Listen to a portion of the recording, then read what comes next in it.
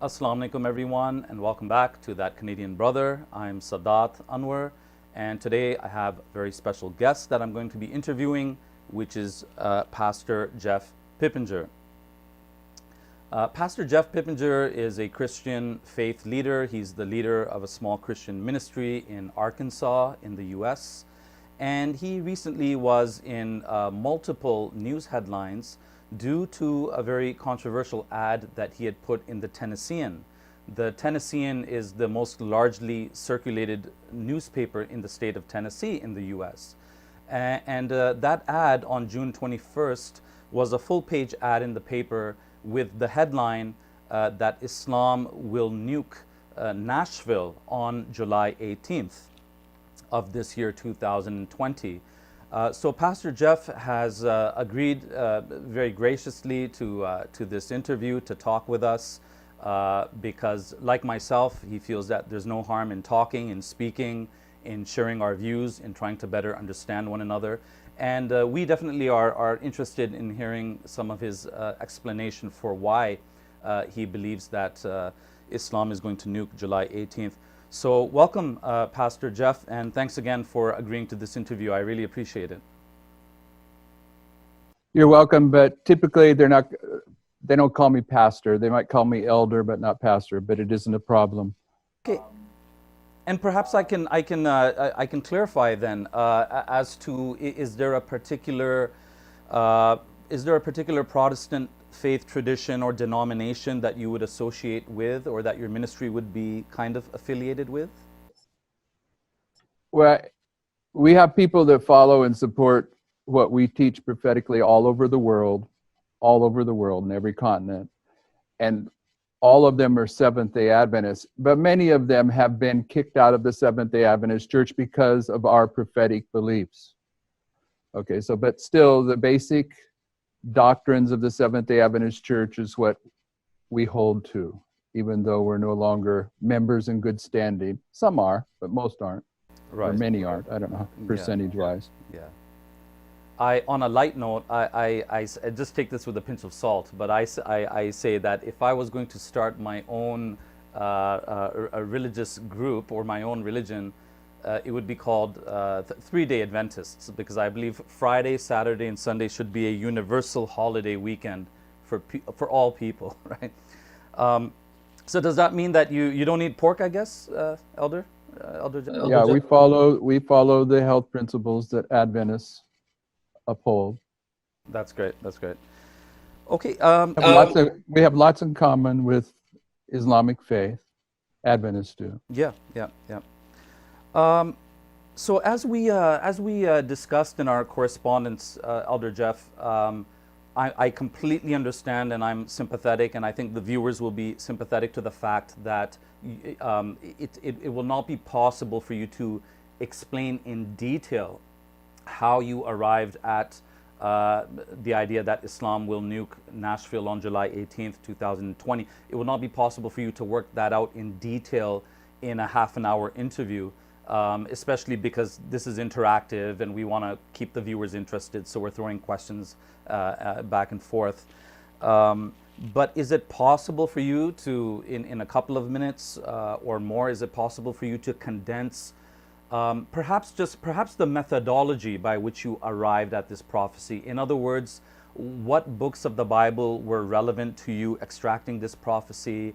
And I mean, I don't know, is there a term or a word for the methodology by which people extract such prophecies, especially from the book of Revelation? I know people take certain numbers and certain symbols, and that's how they arrive at certain conclusions.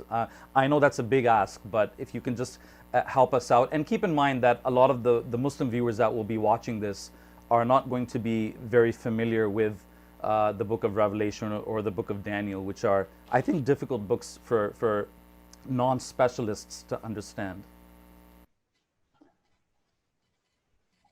Okay, I disagree with your premise. It's a premise that almost all of mankind holds, that Daniel and Revelation are difficult books. At the beginning of the book of Revelation, there's a blessing upon all those that read it. And I think it's human teachings that lead us to believe that The Bible can't be understood by the most simple person if he will apply himself. But that's neither here nor there. There are several rules of interpretation that we hold to in this movement that aren't typically held to in the Seventh-day Adventist Church or the Protestant Church or the Catholic Church when we approach Bible prophecy. And if you were going to put a label on the methodology that we employ, it would be proof texting, which means that we let the Bible define itself by, if a subject comes up, we want to find that subject addressed 2 or 3 times in the Bible and let the Bible define what that represents. We don't trust in human understanding of history or human understanding of the Greek and Hebrew language. We let the Bible define it. That's called proof texting, typically, as opposed to hermeneutics, higher criticism of historical grammatical expertise. This is the approach of methodology that the beginning of the Seventh-day Adventist Church also employed, but after 20 years, they begin to set that aside. For instance, the reason that I was kicked out of the Seventh-day Adventist Church, and I'm not complaining about that, but the reason that I was kicked out of the Seventh-day Adventist Church was because I believed in a particular prophecy that every one of those people that were the founders of the Seventh-day Adventist Church believed in and taught. So in the history of the Seventh-day Adventist Church, they've set aside their beginning teachings, and we still use those, and that's called proof texting. Okay. And a primary understanding of early Adventism was the role of Islam in Bible prophecy, and we agree with that. And in the book of Revelation chapter 9 is exclusively the history of the first and second great jihads. Muhammad is addressed in there, but the story of Islam beginning in chapter 9 goes all the way through chapter 18. So well over half the book of Revelation deals with Islam.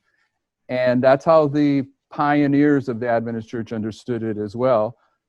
Abu Bakr is addressed in Revelation 9:4.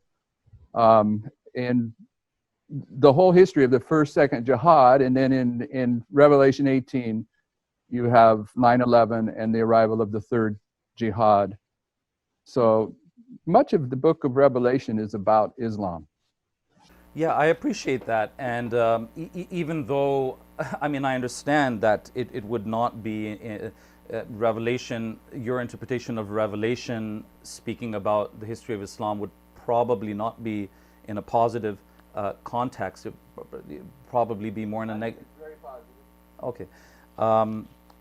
But so yeah, I mean, all the same, then I do thank you, because there's nothing worse than being irrelevant. So at least we know Islam is relevant for the end times. Islam is relevant for prophetic history, even according to the Bible, and perhaps this might motivate Christians to take a closer look at the Bible and see what it has to say about Islam, because surely a religion that is followed by 1.2 billion people on the earth today, the Bible, if it is a complete book, it must have something to say about Islam and the Prophet Muhammad, peace be upon him. So I can concur with you, at least part way. I can understand where you're coming from.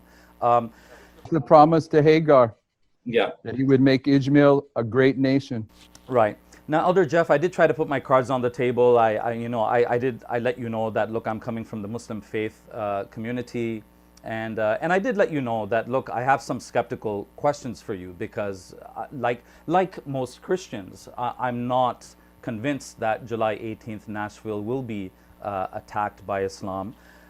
So I have some skeptical. I have a problem with that. I get that. Yeah, I have some skeptical questions about that. But I want to be fair, because I remember you said something in the email, and that kind of put a bit of a moral onus on me. You said you don't want this. First of all, you didn't want this interview to be adversarial in any way, and you also said that you don't want to come across as a wacky person, or this prophecy sounding like a wacky prophecy that is not grounded in something. So although we don't have the time to do a deep dive into the books of Daniel and Revelation at this point, I did have a skim read of your essay on your website, And that essay could be expanded into a whole series of lectures, I'm sure, by yourself. But just to be fair, for those people who think this is wacky stuff, it's just being pulled out of thin air, and to clarify again, I am not convinced that this is going to happen, just to be clear. But to give you the chance, do you want to plug the audience to your website or to any videos that you have on YouTube where, if they want to, they can investigate and give you a fair listening and hear how you extract this prophecy out of the Bible? Up on this whiteboard is the two websites where we have the warning to Nashville. You Okay. see that? Yeah. So midnightcry.news and July 18. So July 18.news.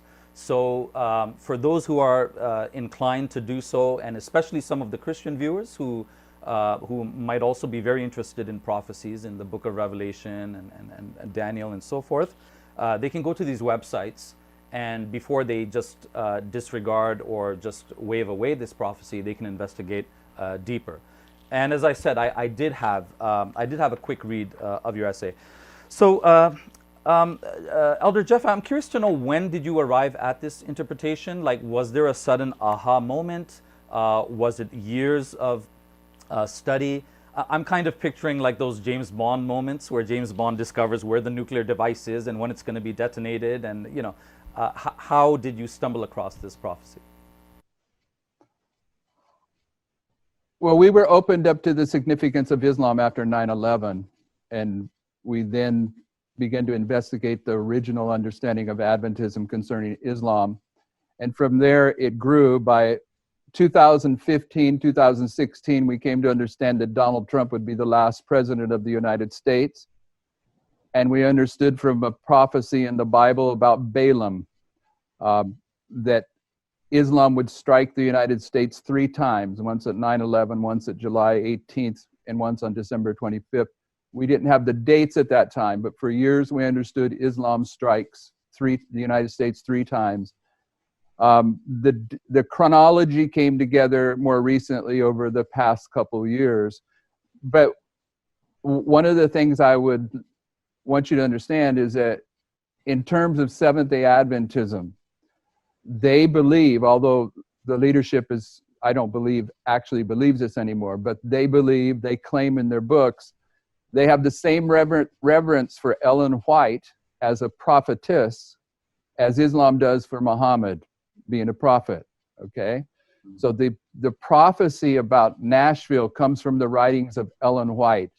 So she is the point of reference for us. She sees fireballs come down, wipe out Nashville, and she sees people coming to a group of people that knew these things and said, we knew about this. And a group of people says, you knew about it and you didn't warn us. And when you think that through, she gave these warnings at the turn of the century, about 1902. So in order for those people to have given a warning, they had to have a time associated with it, or it would have required the Adventist Church every couple months, warn Nashville, warn Nashville. So the element of time, the location of Nashville, is based upon the writings of Ellen White.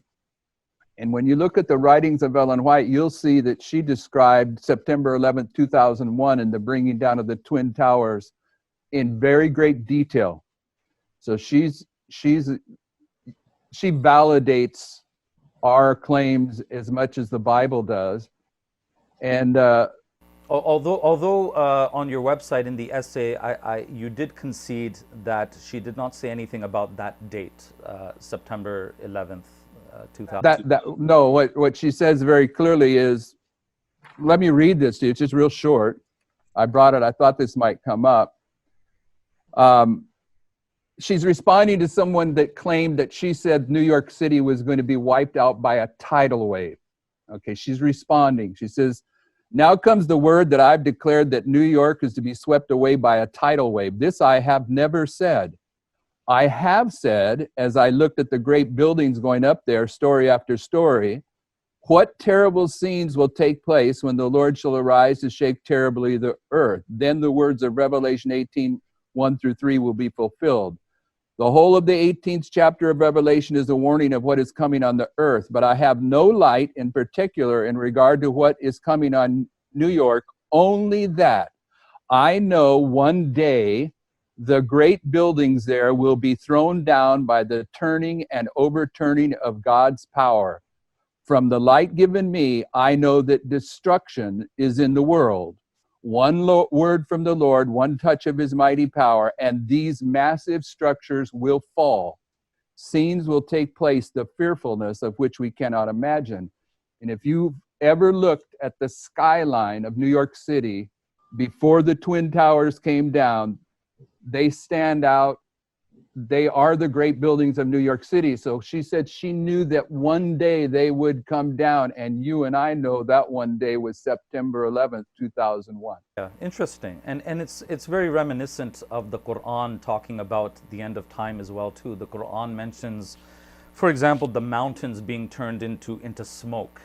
And of course, for the 7th century Arabian audience, you know, there was no equivalent of Manhattan high-rises, concrete high-rises, but the language, I think, evokes some of the same images that are described there by Ellen White in a more modern context. If I can move on, because I've got a long list of questions here, which are not just from me, but from many other people that are interested in asking, is like, why Nashville? Why Nashville? Is it because Muslims don't like country music, or they don't like Taylor Swift, or something like this? I do understand that. I'll try to make you understand how we understand that. Yeah, but if I may, what I'm not asking you is to explain how you identified Nashville from the Bible, because that can be investigated when people read the actual essay. I guess what I'm asking is, like, why did God select Nashville in the first place? That's what I want to answer. Yeah, because Washington, D.C., you know, we would understand, right? But why Nashville? First, let me tell you something that Seventh-day Adventists agree with Islam about, but Islam probably isn't aware of it, and the Seventh-day Adventist Church would deny it. But if you went into their books, you can prove that they believe what I'm going to tell you. They teach that the second beast of Revelation 13, the earth beast, the beast that comes out of the earth, is the United States. And they're correct. And that it begins as a lamb and it ends up speaking as a dragon. Okay? Therefore, the Seventh-day Adventist Church says that at the end of the history of the United States, it speaks as a dragon. So when Islam says today that the United States is the great Satan, they're on the same page. You follow me? The Seventh-day Adventist Church is saying the United States is going to speak as a dragon. That's a symbol of Satan. In Revelation 13, there are 3 characteristics about the United States. There's more than 3, but 3 that I want to point out for you. 1, it comes up out of the earth. And 2, it forces the world to receive the mark of the beast in order to buy or sell, economic power. And it forces the world to receive the mark of the beast based upon the pain of death, military power. That's the characteristics of Revelation 13 in the United States. So when you see 9/11 and you see the Twin Towers going down, you're seeing the symbols of the United States in Bible prophecy being economic strength coming down. The symbol of the United States military strength was the Pentagon. It was also hit. And that 4th airplane went into the earth because it was the earth beast.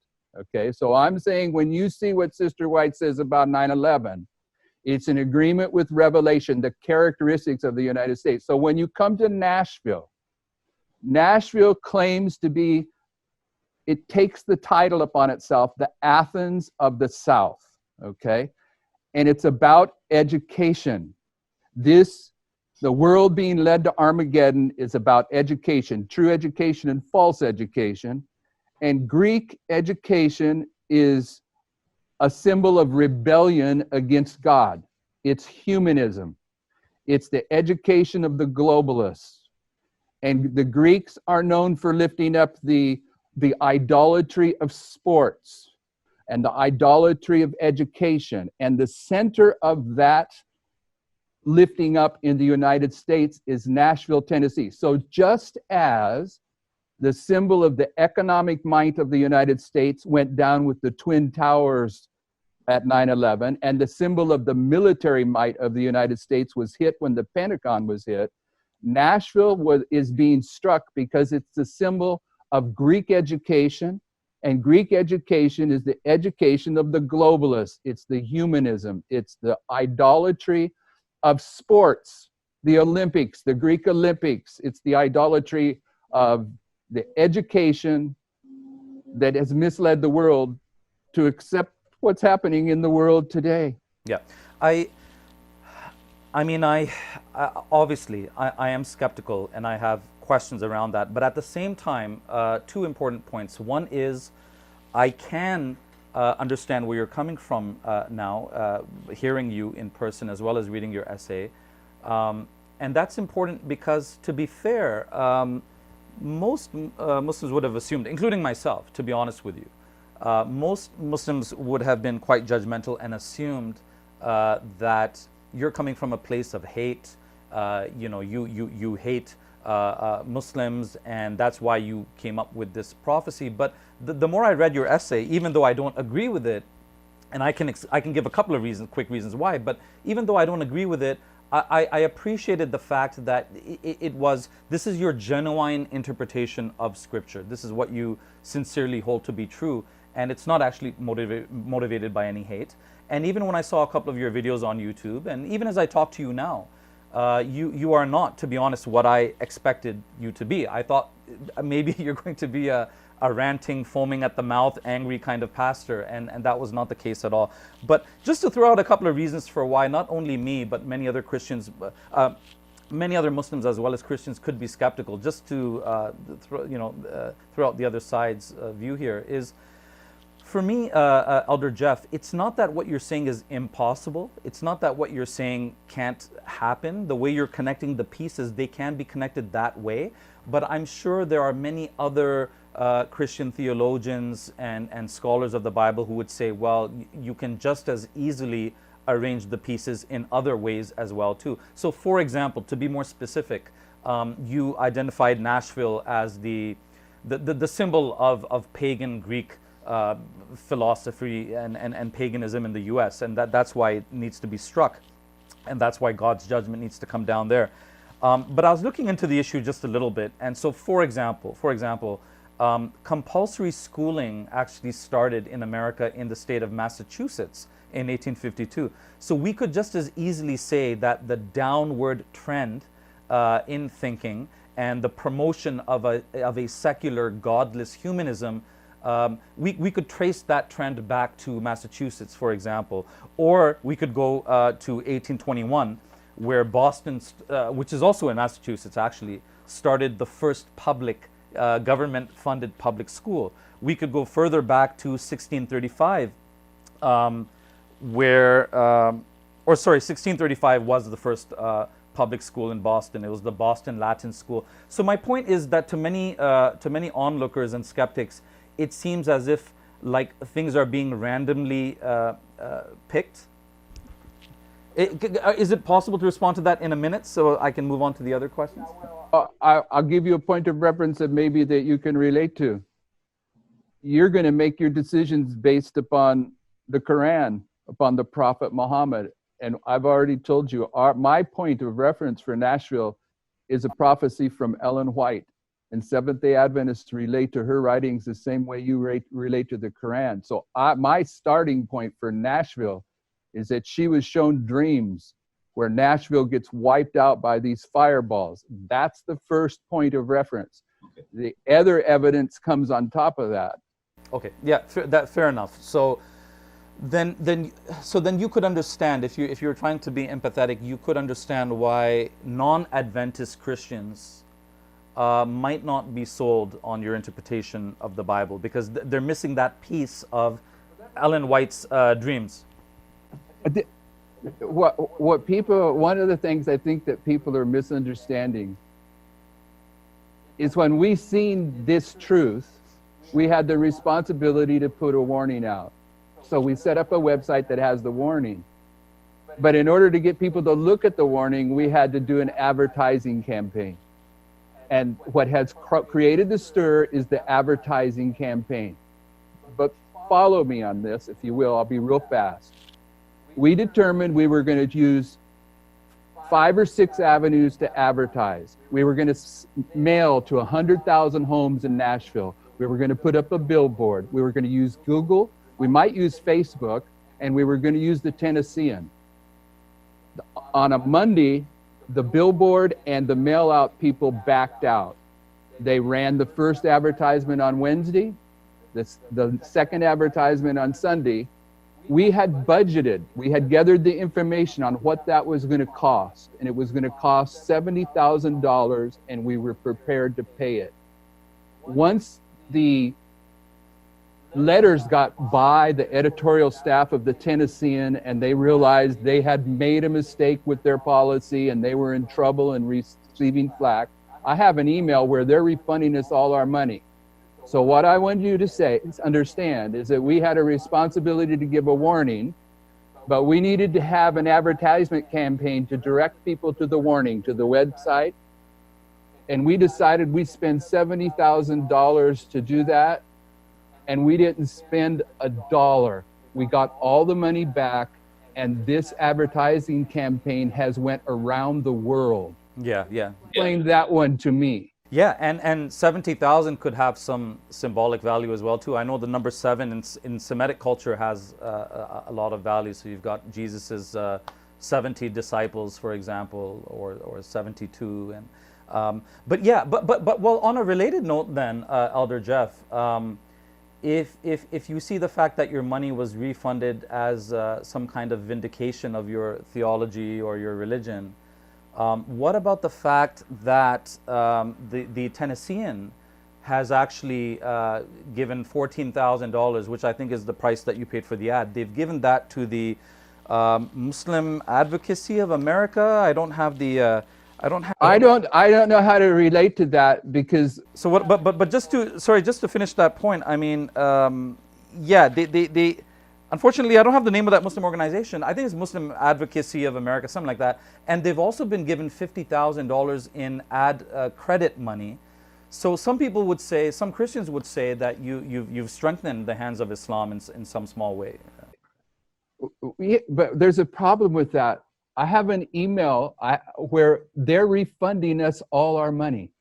So they're telling us, they're giving us all our advertising money back, but they're telling the public that they're giving that money to this Islamic charity and they're going to do these other things. This is just political correctness that's happening on that level, because you have 2 choices you can choose from. You can determine that I'm a wild-eyed, crazy fanatic that has no point of reference for this crazy prophetic interpretation. And if that's the case, why would you think anyone would believe what I'm saying? And if no one believes what I'm saying, what justification do you have to say that I've created some kind of backlash against Islam? If no one believes it, why are they going to be a backlash against Islam? Which is it? Yeah, but I think you have to try to see it from our perspective as well too, Elder Jeff. So for example, is it yesterday or 2 days ago, and I'll put up the headline when I edit the video, I'll put in the headline there so people can see it. I don't have it ready here. A mosque in Nashville was vandalized just yesterday or the day before. Now that may or may not have anything to do with the ad that you put in there, but in that kind of climate of fear that many Muslims do feel that they're in, there are crazy people out there. You know, there are oddballs who will interpret Islam will nuke Nashville as that Muslim lady with the hijab walking down the street of Nashville, she's part of the problem.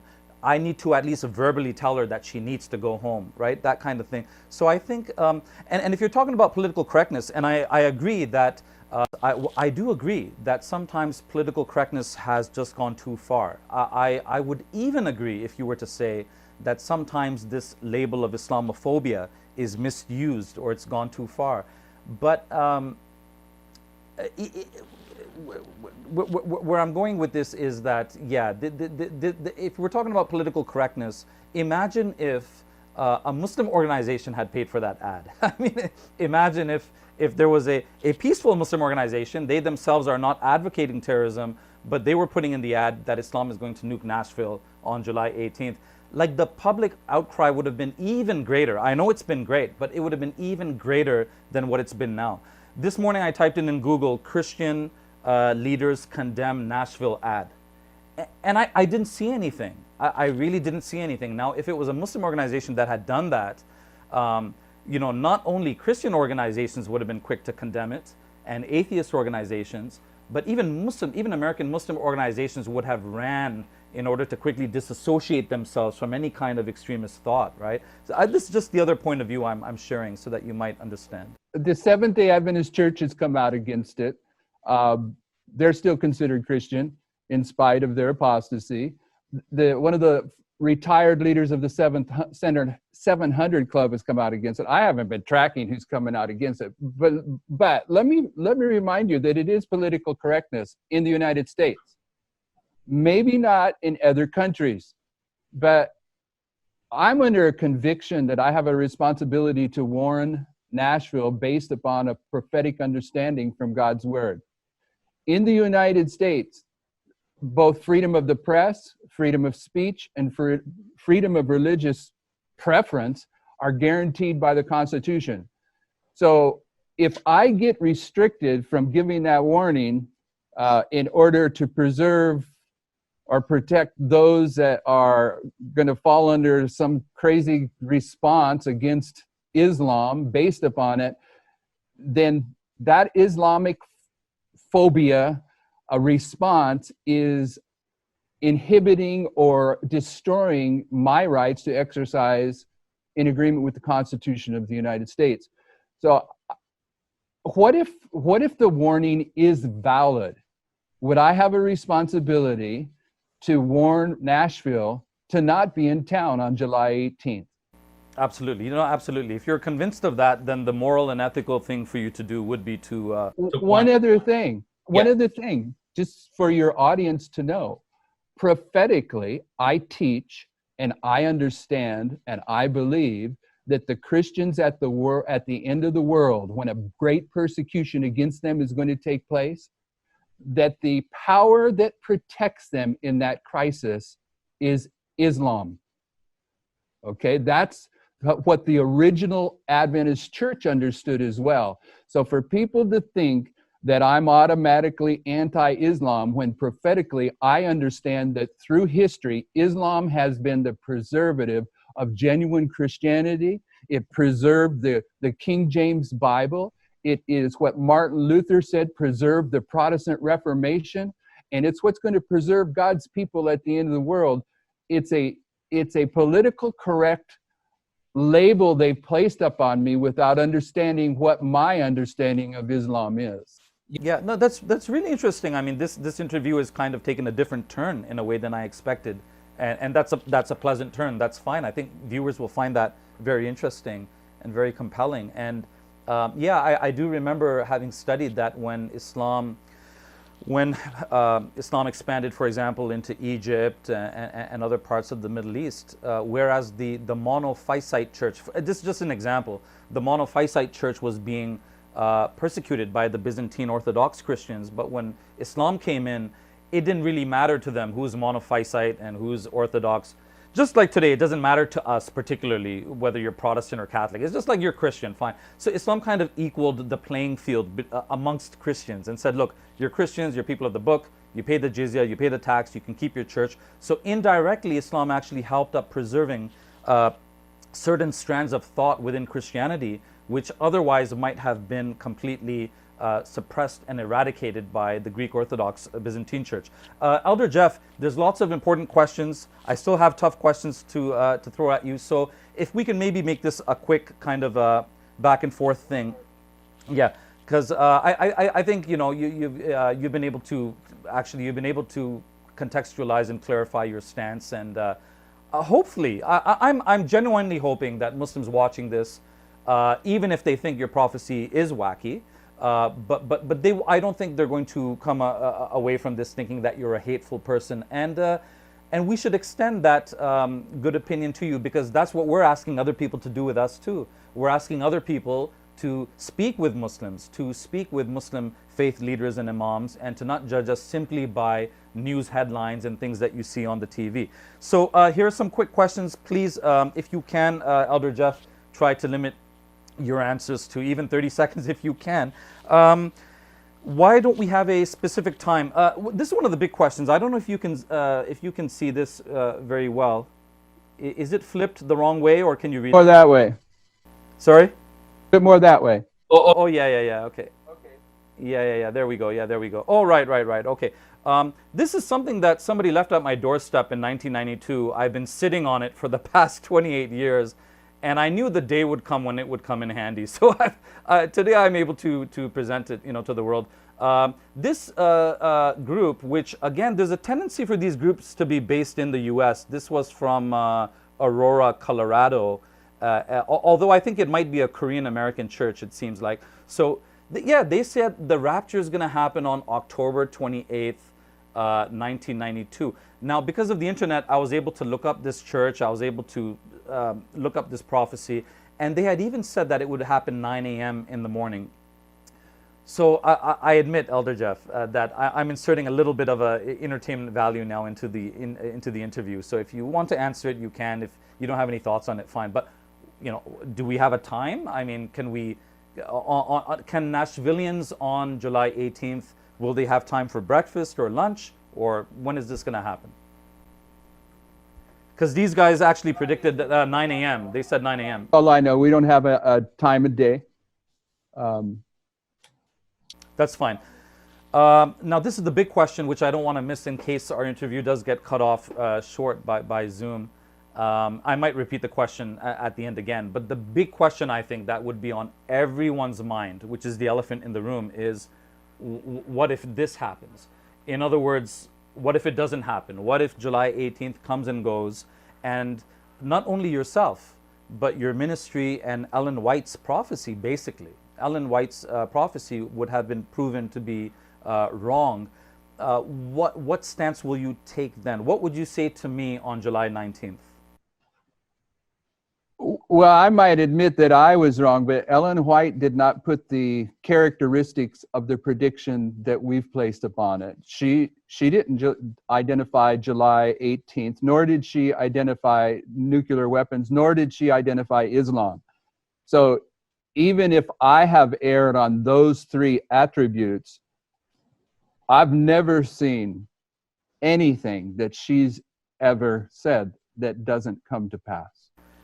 Now, I mean, I hate to kind of play the role of the skeptic atheist type, but those voices are there in the back of my head, and I can imagine an atheist, someone who's opposed to religion altogether, someone who's opposed to the supernatural and prophecy altogether. I can imagine them saying, that what you're saying to me is that if this attack happens on July 18th, it would be an incredible vindication of Sister Ellen White and Seventh Adventist Church, at least their original beliefs, that is, because look at this amazing prophecy that she made and how it was fulfilled.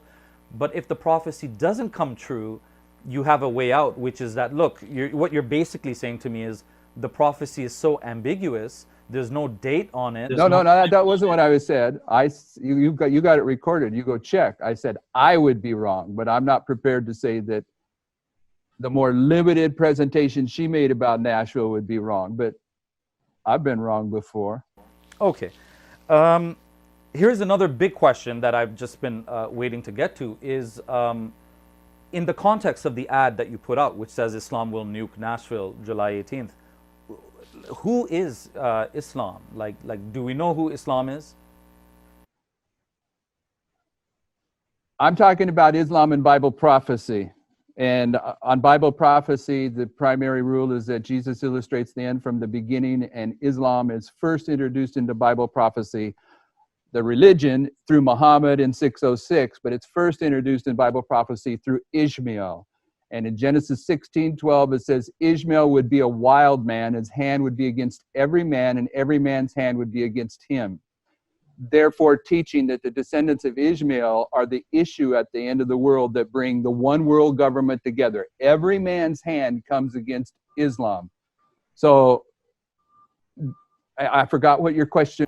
Well. To be even more specific, are you saying that Iran, for example, will it be Iran that will attack, or Iraq will attack America? Will it be Syria that will attack America? I have no idea. I do not believe that logistically Syria, Iran, Iraq have the technical capability of sending an ICBM from their part of the world to this part of the world. I do know of three very clear connections between Islam at the end of the world and Russia. But my tendency is to believe that the attack of 9/11 took place with airplanes that were located here in the United States, that it may very well be something that is hijacked here in the United States. But don't get me wrong. I find it just as implausible to think that Nashville is going to get hit by nuclear weapons on July 18th as anyone else. I'm simply placing the prophetic message in the context as I understand it.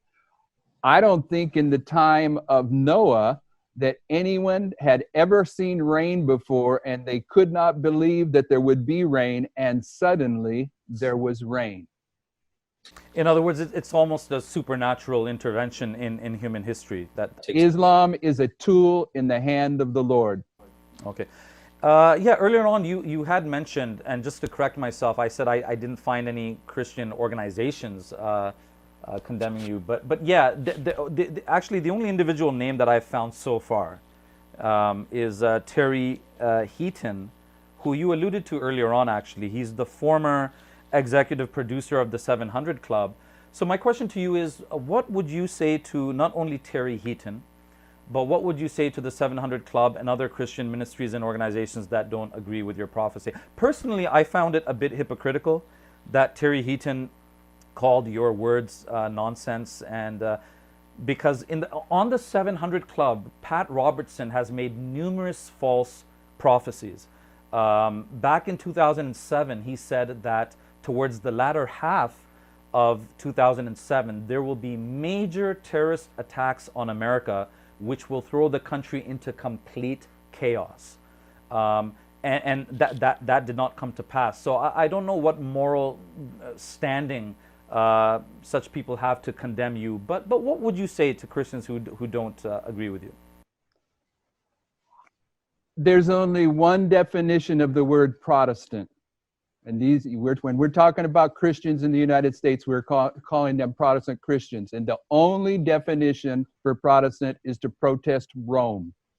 They quit protesting the Roman Catholic Church.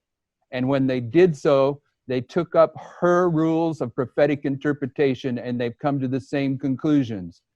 And Muhammad was raised up to chastise the apostasy of the Roman Catholic Church. Okay, you may not recognize that, but that's why God raised him up. The Roman Catholic Church took the 10 Commandments, they removed the second commandment out of it about worshiping idols, and Muhammad was raised up to protest that idolatry had come into the church. This is fascinating because, again, half jokingly, I often say to my Christian friends, to my Protestant Christian friends, I often say that Muslims are the original Protestants because we've been protesting the Roman Catholic Church for the past 1400 years, whether it's praying through the Virgin Mary, whether it's icons and idols in the church. In fact, we believe, with respect, we believe that the Protestants, yourself included, with respect, have not gone far enough in their protesting of the Roman Catholic faith, because as you know, we don't see Jesus as part of the divine Godhead. We see him as a human Messiah, messenger, prophet, and teacher sent by God. But so yeah, I concur with you that we also protest the idolatry and other aspects of Catholic practice, such as monasticism, or basically the priests and the nuns not being allowed to marry, which the Quran says God never prescribed for them. They prescribed it for themselves, and even then they didn't hold to it the way they should have held to it. Elder Jeff, so we don't know who Islam is in the context of the ad that you gave. What would you say to those Muslim civil liberty organizations and groups in the U.S. who would say that, like, if this isn't Islamophobia, what is? Because from the perspective of people who are not part of your ministry, this is not a rationally grounded fear. And I think to some extent you might even concede that it's not purely rational. Like when you're putting faith in Ellen White's visions, that's not purely a rational, objective argument. That's also a faith-based argument, which is fine. I mean, I'm a man of faith. I place my trust in the Prophet Muhammad, peace be upon him, and he's predicted things which rationally I might not be able to explain, but I do hold to it. I do believe in it. So would this technically, at least technically, would this fall into the category of Islamophobia? That because it's not a rationally grounded belief. That, as you said, as you conceded, that Syria and Iraq and these countries would be able to detonate a nuclear device in Nashville by next month. Guess it depends on who's defining Islamic phobia. And I still think that that is political correctness for this reason. Okay. Yeah. If you read what I've written on the website, what I've taught over the past 25 years, you will find that probably the more derogatory things that I've said are against Protestant Christianity, Donald Trump, and the United Nations, and the papacy. Okay? And the United Nations, the globalists, what they've done to Islam, Islam should kind of relate to my attitude about them. It's the globalists that put the Jews into the Middle East after World War II for the purpose of creating a flashpoint for the Third World War. That's what they teach in their writings. They taught in order to bring a one world government into existence, it would take 3 world wars, and they purposely contributed to putting the Jews back into the Middle East after World War II so that they would have that point of reference. And you can see what it does to this Islamic mentality that the Jews are in Palestine. Yeah. Donald Trump, I have taught directly, is about to become a dictator and implement martial law. That seems a bit more derogatory than anything I might have said about Islam. And yet the people that have called us and with all the vile words that they're leaving on our answering machines about me being Islamic phobia and cursing at us. Yeah. There's a good percentage of them when they're done, well, they'll say, and this to Trump too. They've made the assumption, evidently, that I'm some kind of Trump supporter based upon the fact that they've heard that I'm attacking Islam. And it tells me they haven't even listened to what was out there. So what I'm saying about the accusation about this material being anti-Islamic, it's anti-everything because Christ is about to return and the whole world needs to wake up to this fact. Yeah, I mean, look, I'm just saying in hindsight, in 2020, maybe even if I was a Christian and part of your ministry, maybe what I might have said to you, Elder Jeff, is that the wording of the ad then might be misleading, and I can understand why Muslims would assume that you're some kind of hateful, right-wing, Trump-supporting, immigrant-hating kind of Christian, which you're not.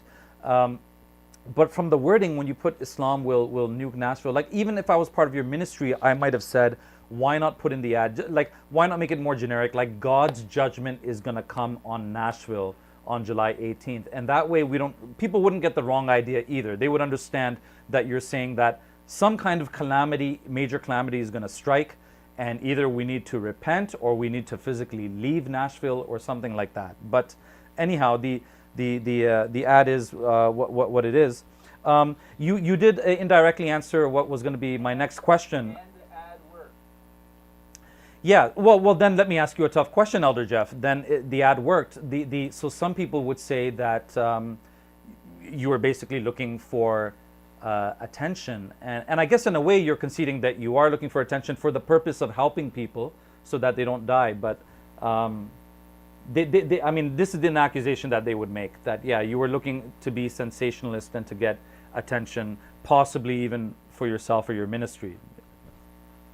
Well, it might be to give a warning so people don't die, but that was secondary to me. The primary warning is that the United States and the world is about to go into the time period of Revelation 13, when the whole world is going to be confronted with the mark of the beast test. And they need to be awakened to this crisis. Okay, so it's not simply Nashville, it's what follows hereafter. When that starts, end time events, as illustrated in the books of Daniel and Revelation, are underway. Yeah, like you mentioned earlier on, Christmas 2020 is pretty much going to get, destroyed as well too. So, I mean, I guess you've indirectly answered a couple of the other questions that I wanted to ask. I mean, I was going to ask, like, is Donald Trump aware of this imminent threat? Is his government aware of this imminent threat? And I was going to jokingly ask, is Donald Trump a closet Muslim like Barack Obama? But you've answered the question that you see Donald Trump as part of the problem. And I mean, I guess the question would be, is there anyone that is able to make America great again after Nashville gets nuked? Well, you put some assumptions about Donald Trump on there that I wouldn't have said that way, but Okay. I think Donald Trump is an economic wizard, and he entered into the field of politics, so he plays some politics.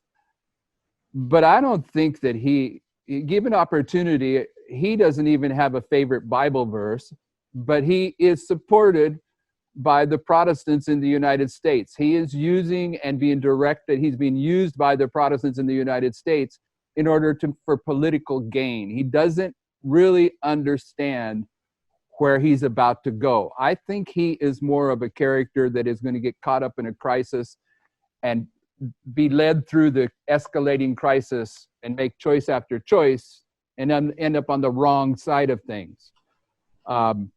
I don't think he's a closet anything except a businessman, but I really don't know.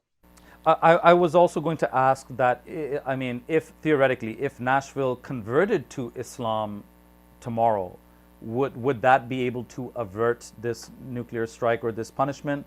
Or because I guess Islam is not that's not really the main, that's not the sin that you're identifying for America. So I would assume it would not change anything, even if everyone became Muslim in Nashville tomorrow.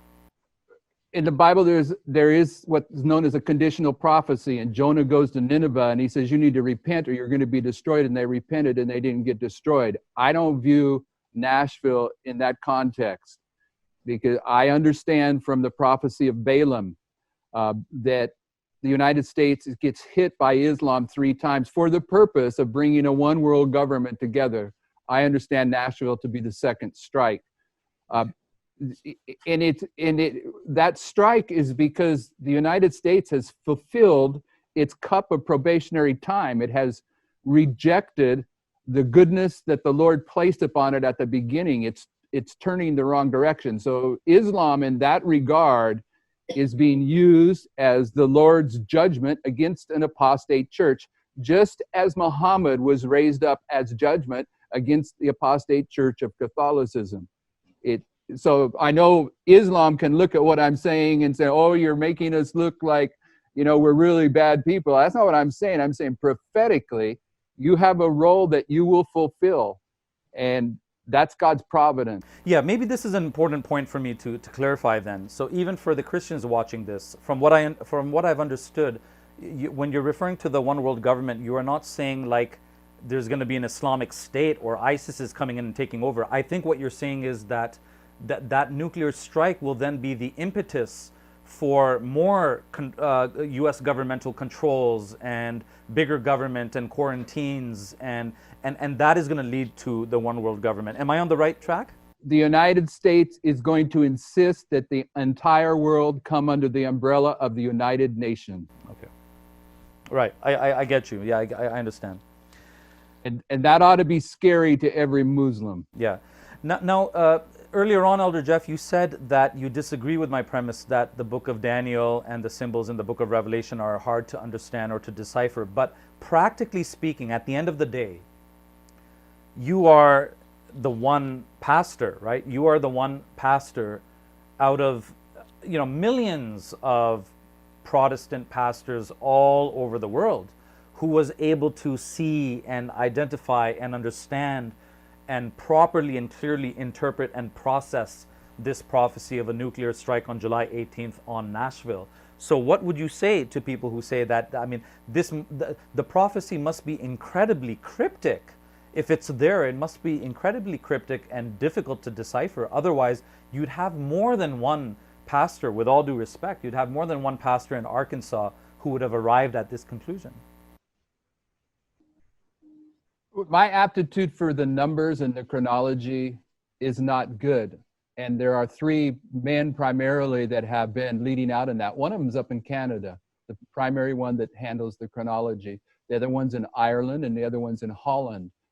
If I had an expertise in it all, is the line of the prophetic stories in the Bible coming together line upon line. My point is that there are men and women all over planet Earth that are involved in this message that have contributed to it. This has not been just my work. And so when you're talking about dates and chronology, most definitely that's coming out of Canada. Okay, so then the question, I guess a follow-up question could be that has that Canadian pastor done enough to warn people? And this is a question to you as well too. Do you feel, Pastor, that you've done enough to warn people? I mean, should your ministry not be expending all of its funds perhaps to finding more billboards or advertisers or newspaper ads who might be willing to let this slip by? Because there would be, I guess, hundreds of thousands of lives at stake here. Most of the people that are following this message, this movement, understand that Arkansas is the heart of this movement. They look to this as a point of reference. And we came into a mutual understanding when we realized we were going to warn Nashville that we would lead out because we're here close to Nashville. And the finances that have come in to help do it have come from across the globe. The light that puts together the prophetic message have come from across the globe. Whether we've done enough or not, I'm kind of thinking that our work is ahead of us after July 18th, and I'm uncertain what that's going to be. If, as you suggested earlier, nothing happens, and I go crawl into some hole and disappear, that's one thing. If what we're saying comes true, I have a hunch that there's going to be persons from all over the world that are going to start saying, what is the prophetic methodology that allowed you to see this? And on our website, we have roughly 2,000 hours of presentations of prophecy that have taken place over the past 25 years, and they all lead up to this conclusion. Would you at least be willing to, I'm putting you on the spot here, would you be willing to issue some kind of apology on July 19th if this didn't happen? Would you take out an ad and apologize for alarming the people of Nashville? There's elderly people who, this could stress out or they could panic. Did it? Do you have evidence that anyone is going to the psychologist for help or for drugs? It doesn't seem to me that this has created any kind of movement that I'm aware of, or that people are rushing to get into underground bunkers or to immigrate out. Me neither. I happen to think that this is political correctness. No one wants to hear a warning message. Maybe the words that I used about Islam were the caustic words that you made that the point of reference for those that want to fight against it. But I had words that could be a point of reference against several powers in Bible prophecy. When the 19th comes along, if nothing's happened, I'm not afraid to evaluate what I've done. The people that have watched this ministry since 1996 when it started, would give testimony that the times in that history where I've made errors in prophetic judgment or mistakes, I typically come out and correct them and apologize and move forward. So I don't doubt that I would do that. Elder Jeff, yeah, I appreciate that. And in addition to the apology, the money that, as you said, has been donated by different people, since that money was refunded to you by the Tennessean, would any of that donation money be returned to the donors, or would they be happy for your ministry to keep it for some future project? I have no idea about the convictions of someone that sends in money. The people that are following this message and this movement have been following it generally for years, and they're very sympathetic to what we're convicted of. I know it comes across like it's just me, but it's not just me. There's people following this in Africa, in Europe, in Asia, South America, and the North America, all over the world. Yeah. And again, just to be clear, so that because both of you and I are both on the same page, I think, when it comes to not wanting to promote any kind of acts of hatred or violence towards American Muslims. So and you have been clear, but to be even more clear, I don't think then that you are suggesting that Muslims like me are in any way part of this conspiracy. Like American Muslims are not doing taqiyya, or Nashvilleian Muslims are not doing taqiyya and planning to detonate a nuclear device that they're going to hijack from the American government or something like that. Am I on the right track? My understanding is that it's Islam from Bible prophecy, but what branch of Islam or who it would be, I have no idea, and I don't even try to figure it out. I'm looking at it simply at the prophetic level, and that's it. Okay, and what under these circumstances do you think is the proper Christian response to American Muslims? In other words, even though you believe that this threat is going to come from the Islamic lands, this immediate threat, that is, and ultimately it's God in control. God is using Islam as a tool, as you said, to achieve his purposes.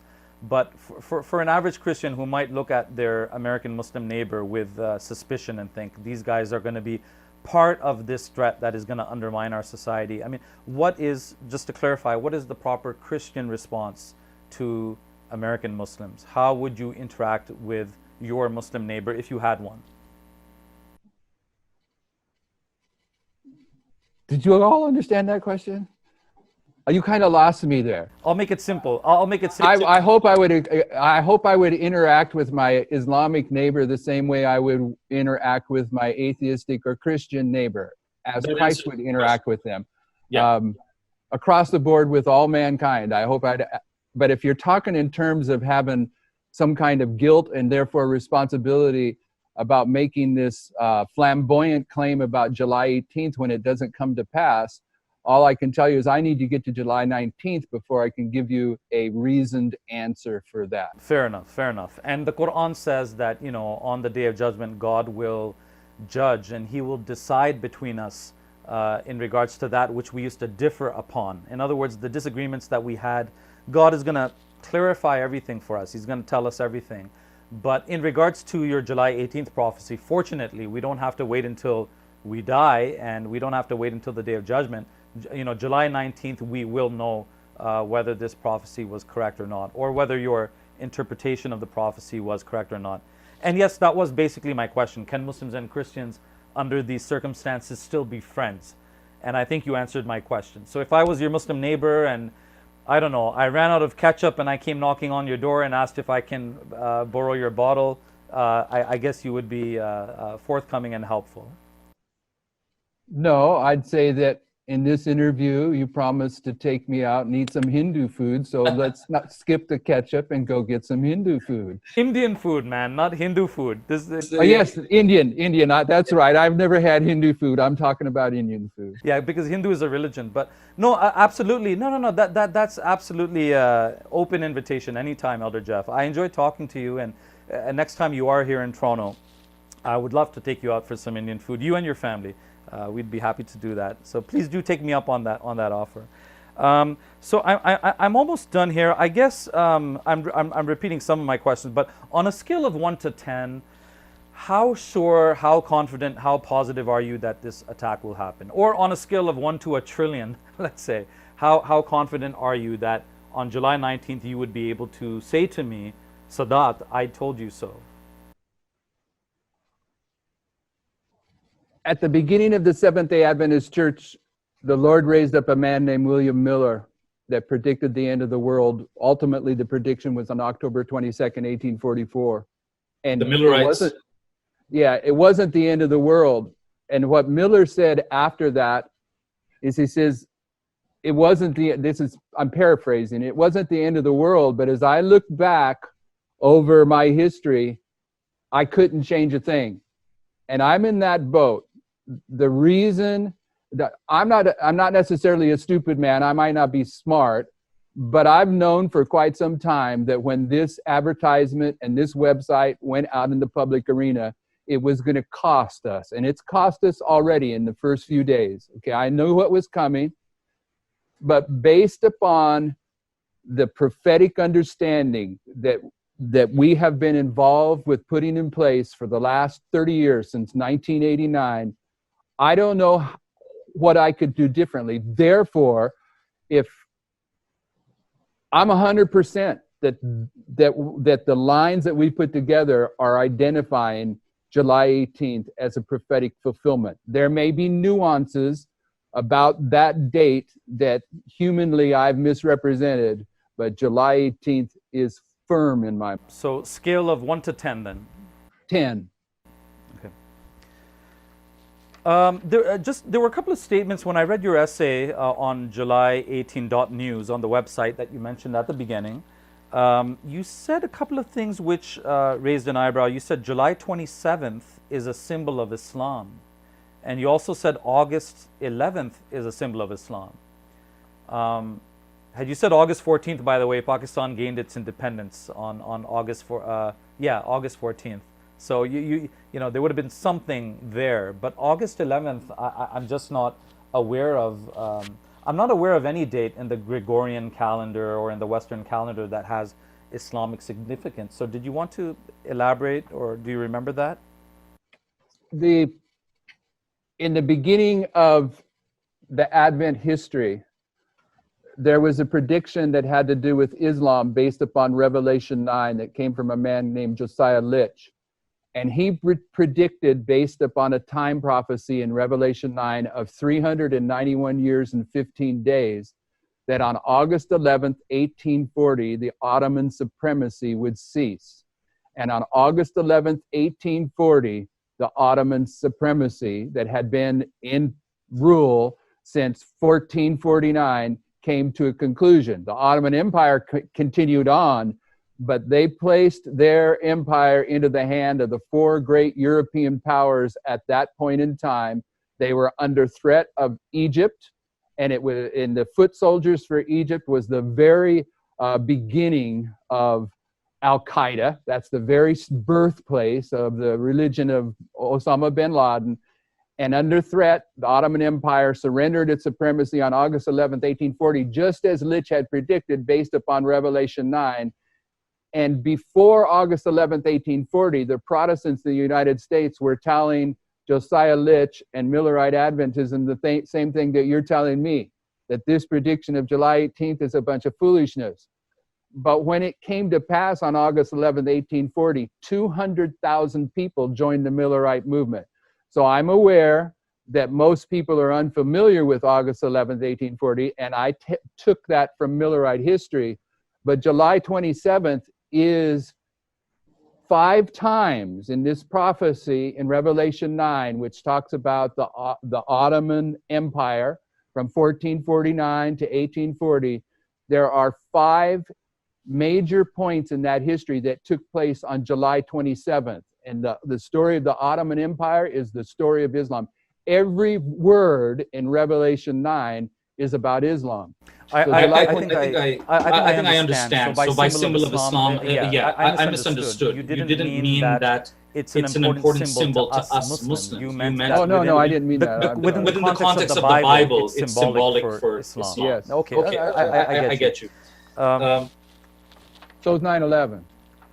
Now, when this attack happens on Nashville, is it only Nashville that you think is going to be affected? Like, is this a new nuclear device that is able to only target a specific area, or will you have like nuclear fallout, radioactive fallout? Will the Some of the things I don't know. Okay. I have no idea. I know we enter into a time. Ellen White has a statement more than once, but she has a statement I know word for word. She says, "Oh, that God's people had a sense of the coming destruction of thousands of cities."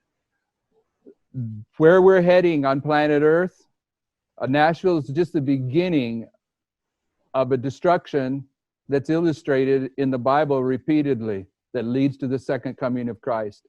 Right. So if Nashville was hit on July 18th and there were other cities hit at the same time, it would not surprise me. Neither will it surprise me that a president such as Donald Trump will retaliate. Certainly he would, yeah. Elder Jeff, you've been very, very gracious with your time. You've been very patient. I know originally I thought like it'll go, I said at least half an hour, but it's gone far over. I really appreciate your time as well as the time of the people that helped you. I hope it was a friendly, respectful, non-adversarial engagement. I do have one polemical question. I do have a polemically charged question that I want to throw at you, if I may. Okay. So your Christian prophecy is July 18th, nuclear strike on Nashville, July 18th, 2020. I'm a Muslim. Let's say I make a prayer, a Muslim prayer to Allah, and I ask Allah to please avert this attack and avert this punishment and spare the people of Nashville. So your prophecy and my Muslim prayer, what again, would it affect your faith in any way if on July 19th we were to reconvene this conversation, or I were to email you and say, hey, Elder Jeff, see, it didn't happen? Well, email me on July 19th if that's where you're providentially led, and we'll find out. Okay.